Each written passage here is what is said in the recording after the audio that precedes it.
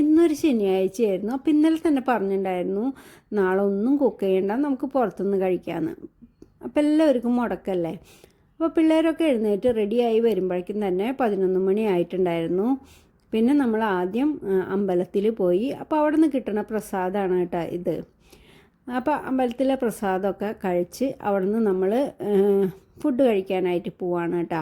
അപ്പോൾ ബ്രേക്ക്ഫാസ്റ്റിൻ്റെ സമയമൊക്കെ കഴിഞ്ഞു. പിന്നെ നമ്മൾ ലഞ്ച് കഴിക്കാമെന്ന് വിചാരിച്ചു. കാലിക്കറ്റിൽ പോയിട്ട് ലഞ്ച് കഴിക്കുകയാണ്.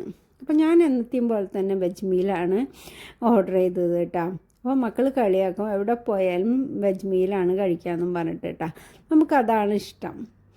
അപ്പോൾ ഭക്ഷണമൊക്കെ കഴിച്ച് പിന്നെ നമ്മൾ കുറച്ച് നേരം അടുത്തുള്ളൊരു പാർക്കിൽ പോയി ഇരുന്ന് കുറേ നേരമൊക്കെ ഇരുന്ന് അത് കഴിഞ്ഞിട്ട് പിന്നെ നമ്മൾ ഐക്യയിൽ പോയി കേട്ടോ. പിന്നെ പുറത്തുനിന്ന് ഭക്ഷണമൊക്കെ കഴിച്ചിട്ടാണ് തിരിച്ചു വന്നത്.